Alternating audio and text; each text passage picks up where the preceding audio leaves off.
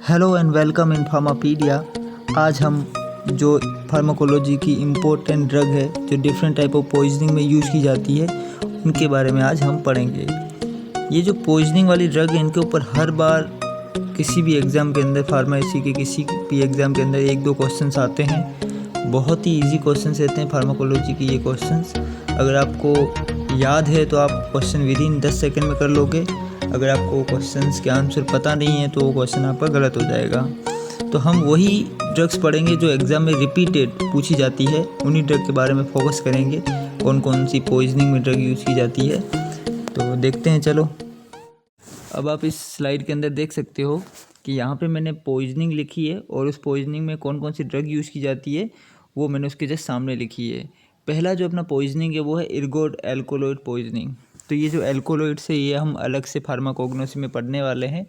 तो हम एल्कोलॉइड का क्लासिफिकेशन पढ़ते हैं, उसके स्ट्रक्चर के बेसिस पे कौन कौन सी रिंग पाई जाती है, या फिर हम पढ़ते हैं कि उसका जो फार्माकोलॉजिकल एक्शन क्या उसके बेसिस पे क्लासिफिकेशन है, और एक और भी क्लासिफिकेशन है। तो हम 3-4 टाइप के एल्कोलॉइड्स की क्लासिफिकेशन पढ़ेंगे। तो वहाँ पे आप देखोगे कि इंडोल एल्कोलॉइड के अंदर एक इर्गोड एल्कोलॉइड आता है, जिसके अंदर आपने ड्रग पढ़ी होगी इर्गोटामाइन और इर्गोमेट्रिन। इर्गोटामाइन जो ड्रग है वो यूज़ की जाती है आपके माइग्रेन में, और जो इर्गोमेट्रिन है तो वो यूज़ की जाती है ऑक्सीटोसिन जब किसी फीमेल में कम सीक्रेट होता है, ड्यूरिंग जो बेबी का बर्थ होता है उस टाइम ऑक्सीटोसिन का कम रिलीज होता है। तो उस केस में हम क्या देते हैं, इर्गोमेट्रिन बाहर से हम देते हैं ताकि यूट्रस के अंदर कॉन्ट्रैक्शन हो और बच्चा इजीली निकल जाए। और आपको पता है जब प्रेगनेंसी हो जाती है, जब बच्चा निकल जाता है तब ब्लीडिंग बहुत ज़्यादा होती है फीमेल के अंदर, जिसको पोस्ट पार्टम हीमोरेज कुछ बोलते हैं। तो वहाँ पे भी हम इर्गोमेट्रिन का यूज़ करते हैं। इर्गोमेट्रिन एक्चुअली करता क्या है, ब्लड वेसल को कॉन्ट्रैक्शन करता है, तो जो ब्लीडिंग हो रही है वो भी रुक जाती है।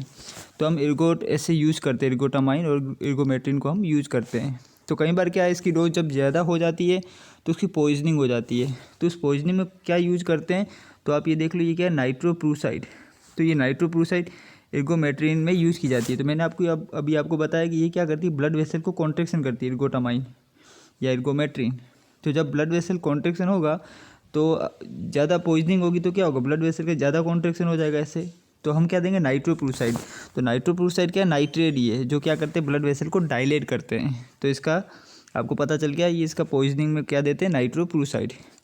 इसी तरह जो सेकंड है वो बीटा ब्लॉकर। तो हमने बीटा ब्लॉकर के अंदर प्रोपेनोल, एटिनोल, मेटेलोल, बहुत सारी ड्रग पढ़ी थी हमने।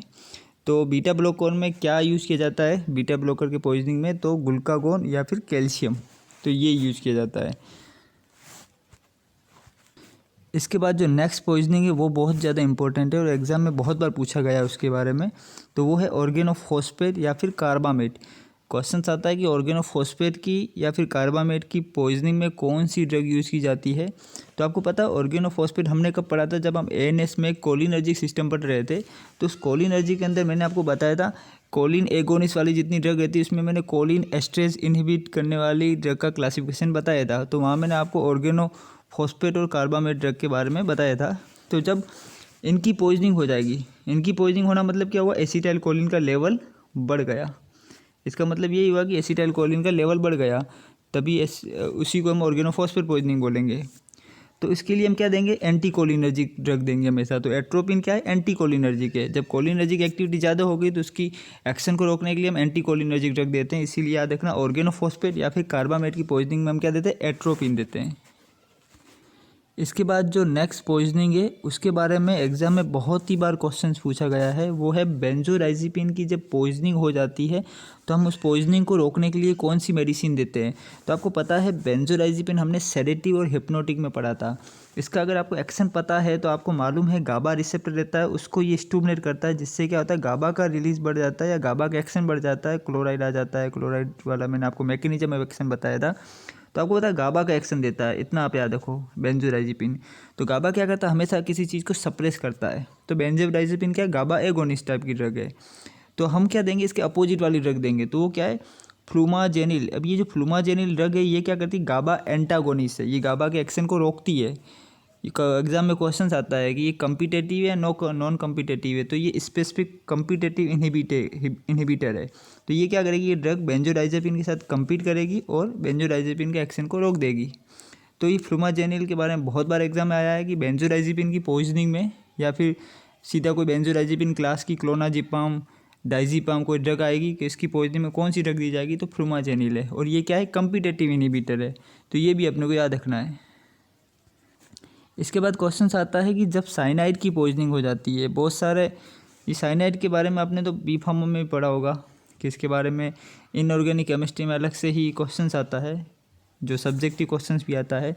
तो जब साइनाइड की पॉइजनिंग हो जाती है तो आपको पता ही है साइनाइड जाके अपने ब्लड के हीमोग्लोबिन से बाइंड होता है, मीठा हीमोग्लोबिन कुछ बना देता है। तो ये जो साइनाइड की पॉइजनिंग में क्या देते हैं, ये एग्जाम में बहुत बार पूछा गया है, कम्पिटेटिव एग्जाम में भी। तो वो क्या है, एक तो ऑक्सीजन देंगे, दूसरा एमाइल नाइट्राइड और सोडियम थायोसल्फाइड। तो ये एमाइल नाइट्राइड, नाइट्रेट भी आ सकता है, नाइट्राइड और सोडियम थायोसल्फेट। तो ये सोडियम थायोसल्फेट मत भूलना, और ये नाइट्रेट दोनों बहुत बार एग्जाम में आया हुआ है क्वेश्चन। साइनाइड की पॉइजनिंग, बेंजोडाइजिपिन, ऑर्गेनोफॉस्फेट और इर्गोट, ये तीनों ही चारों ही बहुत इंपॉर्टेंट है। इसके बाद जो नेक्स्ट पॉइजनिंग है वो है इथिनाइल ग्लाइकोल।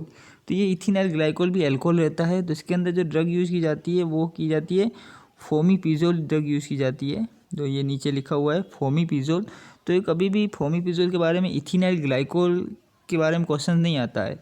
ये फोमीपिजोल का एक और यूज रहता है, वो यूज रहता है मीथेनॉल की पॉइजनिंग में, ये फोमीपिजोल ड्रग यूज़ की जाती है। तो ये बहुत ज़्यादा इंपॉर्टेंट है। तो ये अभी हम पीछे देखने वाले हैं, बट आप इथिनाइल ग्लाइकोल ना भी याद रखो तो याद रखना कि मीथेनॉल पॉइजनिंग में फोमीपिजोल ड्रग देते हैं। इसके बाद ये आयरन की जब किसी इंसान के अंदर पॉइजनिंग हो जाती है तो उसमें क्या देते हैं, तो इसके बारे में तो बहुत बार क्वेश्चन आया हुआ है एग्जाम में, फार्मासिस्ट एग्जाम में तो बहुत क्वेश्चन आया है, जीपीएट तक के एग्जाम में क्वेश्चन आया हुआ है। तो ये फेरिक्सोमाइन है, ये दी जाती है आयरन की पॉइजनिंग में। अब आपको कमेंट करके बताना ये डेक्सफेरिसोमाइन है, ये कहाँ से रिलीज होता है, बैक्टीरिया से मिलता है, फंगस से मिलता है, या कोई प्लांट से निकलता है, ये कहाँ से निकलता है, ये आपको मुझे कमेंट करके बताना है, और ये बहुत ज़्यादा इंपॉर्टेंट है। इसके बाद अभी मैंने आपको बताया था कि मीथेनॉल की पॉइजनिंग में क्या यूज़ किया जाता है, तो फोमीपिजोल ड्रग यूज़ की जाती है या फिर हम इथेनॉल देते हैं। तो होता क्या है कि नॉर्मल केस में जो लोग ड्रिंक करते हैं वो इथेनॉल पीते हैं, तो इथेनॉल में क्या हो जाता है, नशा आ जाता है अच्छे से, तो इंसान अच्छा फील करता है। बट कई बार क्या होता है कि ये जो फर्मेंटेशन की प्रोसेस रहती है इसमें क्या होता है कि जो घर में देसी शराब बनती है तो वो परफेक्टली इथेनॉल में कन्वर्ट नहीं हो जाता, कई बार क्या होता है मीथेनॉल बन जाता है। तो लोगों को तो पता नहीं होता मीथेनॉल पी रहे, इथेनॉल, वो तो पी लेते हैं, फिर पता चलता है काफ़ी लोग मर गए, तो बोलते हैं कि नकली शराब की वजह से इतने सारे लोग मर गए। तो नकली शराब क्या होती है, वो मीथेनॉल होता है, क्योंकि वो फर्मेंटेशन की जो प्रोसेस हुई घर पे जो नकली शराब बनाते हैं उसमें वो जो जितना शुगर था वो इथेनॉल में कन्वर्ट नहीं हुआ, वो मीथेनॉल में हो गया। और मीथेनॉल की जब पॉइजनिंग होती है तो अपने आँखों की जो रोशनी वो चली जाती है, मतलब इंसान ब्लाइंड हो जाता है। तो ये भी क्वेश्चन आया हुआ कि मीथेनॉल की पॉइजनिंग में क्या हो जाएगा, तो ब्लाइंड हो जाएगा इंसान, अंधा हो जाएगा और मर जाएगा। तो ये जो मीथेनॉल की पॉइजनिंग में कौन सी ड्रग यूज़ की जाती है, तो फोमीपिजोल बहुत बार पूछा हुआ है, और दूसरा इथेनॉल भी आंसर आता है, क्योंकि जब मीथेनॉल की पॉइजनिंग हुई तो मीथेनॉल का जो मेटाबॉलिज्म होता है वो होता है अल्कोहल डीहाइड्रोजनेज एंजाइम से। तो अगर मैं इथेनॉल दूंगा तो ये अल्कोहल डीहाइड्रोजनेज एंजाइम है, वो क्या करेगा, compete करेगा इथेनॉल के साथ भी। तो इथेनॉल को भी हम दे सकते हैं ताकि इस एंजाइम की एक्टिविटी थोड़ी कम कर दी जाए। इसके बाद हम फोमीपिजोल देंगे तो एंजाइम पूरा ही इनहिबिट हो जाएगा, अल्कोहल डीहाइड्रोजनेज वाला एंजाइम। तो ये बहुत ही ज़्यादा इंपॉर्टेंट है और ये भी एग्जाम में क्वेश्चन आया हुआ है। इसके बाद क्वेश्चन आता है कि जब एस्प्रिन की पॉइजनिंग हो जाए या फिर सैलिसिलेट की पॉइजनिंग हो जाए या फिर बारबिचूरेट की पॉइजनिंग हो जाए तो उसमें कौन सी ड्रग देते हैं, तो वो देते हैं सोडियम बाइकार्बोनेट। तो देखो ये कोई एंटीडोट नहीं है सोडियम बाइकार्बोनेट, आप ध्यान से देखना, बारबिचूरिक एसिड ये क्या है, एसिड नेचर का होता है, सैलिसिलिक एसिड तो ये क्या एसिड है। तो जब एसिड की पॉइजनिंग हो जाती है अपने ब्लड के अंदर तो हम बाहर से क्या देते हैं, हम एज ए एंटीडोट के तौर पे हम क्या देते हैं, हम देते हैं बेस देते हैं। तो सोडियम बाइकार्बोनेट क्या एक बेस है। तो आपको पता है जब ये एस्प्रिन किडनी के ग्लोमेरुलस फिल्ट्रेशन के यहाँ से, जब एस्प्रिन यहाँ से फिल्टर होती है फिर यहाँ से इसका रीएब्जॉर्प्शन हो जाता है। बट अगर आपने सोडियम बाइकार्बोनेट दिया तो एस्प्रिन के साथ सोडियम बाइकार्बोनेट भी क्या हो जाएगा, फिल्टर हो जाएगा। तो देखो एसिड बेस की प्रेजेंस में क्या हो जाएगा, ये जो सैलिसिलिक एसिड बारबिचूरिक एसिड क्या हो जाएगा, आयोनाइज हो जाएगा। तो यहाँ पे जब आयोनाइज ड्रग हो जाएगी अपने जो किडनी के नेफ्रॉन के अंदर तो उसका रीएब्जॉर्प्शन प्रोसेस रुक जाएगा। तो सारा जो बारबिचूरेट और सैलिसिलिक एसिड जितनी भी एसिड की ड्रग है वो सारी क्या यूरिन के साथ जल्दी निकल जाएगी, उनका एक्सक्रीट आउट बढ़ जाएगा। तो इसीलिए हम बेसिक ड्रग देते हैं सोडियम बाइकार्बोनेट, और ये एग्जाम में क्वेश्चन पूछा हुआ है इसलिए बहुत ही ज़्यादा ये इंपॉर्टेंट है। इसके बाद आइसोनियाजाइड। तो देखो आइसोनियाजाइड जो ड्रग है ये हमने टीबी में पढ़ी थी, माइकोलिक एसिड इनहिबिट करती है ये ड्रग। बैक्टीरिया है जो माइक्रोबैक्टीरियम ट्यूबरकुलोसिस, उसके माइकोलिक एसिड के सिंथेसिस को ये रोकती है ये ड्रग। ये बहुत ही ज़्यादा इंपॉर्टेंट ड्रग है, फर्स्ट लाइन की ड्रग है एंटी टीबी की। आप मेरा एंटी टीबी वाला वीडियो देख सकते हो। तो ये जो आइसोनियाजाइड ड्रग है ये 2 साइड इफेक्ट इसके होते हैं, एक होता है हेपेटोटॉक्सिसिटी होता है, एक होता है पेरिफेरल न्यूरोपैथी। तो जब पेरिफेरल न्यूरोपैथी हो जाता है, जब आइसोनियाजाइड की टॉक्सिसिटी हो जाती है, तो उस केस में हम देते क्या है, पायरिडॉक्सिन देते हैं, विटामिन B6। क्यों देते हैं? क्योंकि ये जो इसका जो प्रोसेस है मेटाबॉलिज्म वो जल्दी बढ़ जाता है और ताकि ड्रग इजीली निकल जाए, तो हम पायरिडॉक्सिन देते हैं विटामिन B6 आइसोनियाजाइड की पॉइजनिंग में। ये बहुत इंपॉर्टेंट है और ये एग्जाम में क्वेश्चंस पूछा हुआ है। ये जितनी भी मैं पॉइजनिंग वाली जो ड्रग बता रहा हूँ वो सारी ड्रग इंपॉर्टेंट है और एग्जाम में उनके ऊपर बहुत बार क्वेश्चंस आते हैं। अगर आप हर बार जो क्वेश्चन दोगे जीपेट का या फार्मासिस्ट का या ड्रग इंस्पेक्टर का, तो वहाँ 1-2 क्वेश्चन पॉइजनिंग के जरूर मिल जाते हैं। इसके बाद जो नेक्स्ट पॉइजनिंग है वो अपोइड्स, जिसके अंदर आपने अपोइड्स की तो बहुत सारी ड्रग देखी होगी। अपोइड्स जो ओपियम रहता है, मॉर्फिन है, कैफीन है। तो ये जो अपोइड्स है इनकी पॉइजनिंग में क्या दिया जाता है, तो इसके बारे में बहुत क्वेश्चन पूछा हुआ है। नेलोक्सोन दिया जाता है, बहुत ही ज़्यादा इंपॉर्टेंट है, याद कर लो। ये नेलोक्सोन के बारे में मैं आपको बता चुका हूँ जब मैंने आपको अपोइड्स के बारे में बताया था। तो वहाँ पे भी आप देख सकते हो। आप मेरे सारे फार्माकोलॉजी के अगर वीडियो देखोगे तो ये सारी ड्रग आपको वहाँ मिल जाएगी। इसके बाद ये पैरासीटामोल की पॉइजनिंग हो जाती है, एसिटोअमीनोफिनोल बोलते हैं इसको, एफिनोक बोलते हैं। तो जब PCM की पॉइजनिंग हो जाती है तो इसमें क्या ड्रग दी जाती है, तो N-एसिटाइलसिस्टीन दी जाती है। बहुत ही ज़्यादा इंपॉर्टेंट है, एग्जाम में पूछा हुआ जीपेट में। N-एसिटाइलसिस्टीन किसकी पॉइजनिंग में दी जाती है, तो पैरासीटामोल की। जब पैरासीटामोल की पॉइजनिंग हो जाती है किसी इंसान के अंदर तो उसमें क्या होता है, तो उसमें हेपेटोटॉक्सिसिटी हो जाती है। तो ये सब चीज़ें इंपॉर्टेंट है काफ़ी, तो ये आपको याद करना पड़ेगा। इसके बाद जो नेक्स्ट जगह है थियोफाइलिन कैफीन। थियोफाइलिन आपको पता है इसका थेराप्यूटिक विंडो बड़ा नैरो रहता है, कम डोज में ही इसकी पॉइजनिंग हो जाती है। तो इसमें स्मोलोल देते हैं, कभी एग्जाम में क्वेश्चन पूछा हुआ नहीं है, बट इसको आप याद भी मत करो, कोई चलेगा। इसके बाद जो नेक्स्ट ड्रग है वो कैल्शियम चैनल ब्लॉकर। तो देखो कैल्शियम चैनल ब्लॉकर, तो ये ड्रग हमेशा कैल्शियम के एक्शन को अपोज करेगी।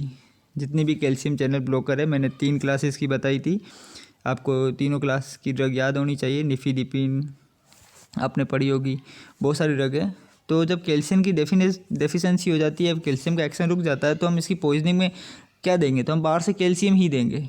तो ये तो सिंपल है, क्वेश्चन एग्जाम में नहीं आता है। पैरासीटामोल के बारे में, अपोइड के बारे में, आइसोनियाजाइड के बारे में, बारबिटूरेट, मीथेन और पीछे भी जो मैंने आपको भी बताया आयरन की पॉइजनिंग है। इसके बाद साइनाइड की पॉइजनिंग है, बेंजोडाइजिपिन है, ऑर्गेनोफॉस्फेट है, बीटा ब्लॉकर, इर्गोटेल्कोडेट। इन सब के बारे में बहुत बार एग्जाम में क्वेश्चन आया हुआ है, तो ये बहुत ही इंपॉर्टेंट है पॉइजनिंग के ऊपर ड्रग जितनी भी है।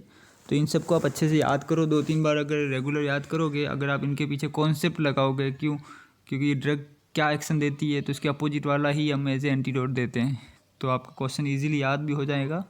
थैंक यू सो मच मेरा वीडियो देखने के लिए। एक और वीडियो डालूंगा इसी टाइप का जो आपके कॉन्सेप्ट एक साथ क्लियर हो जाए।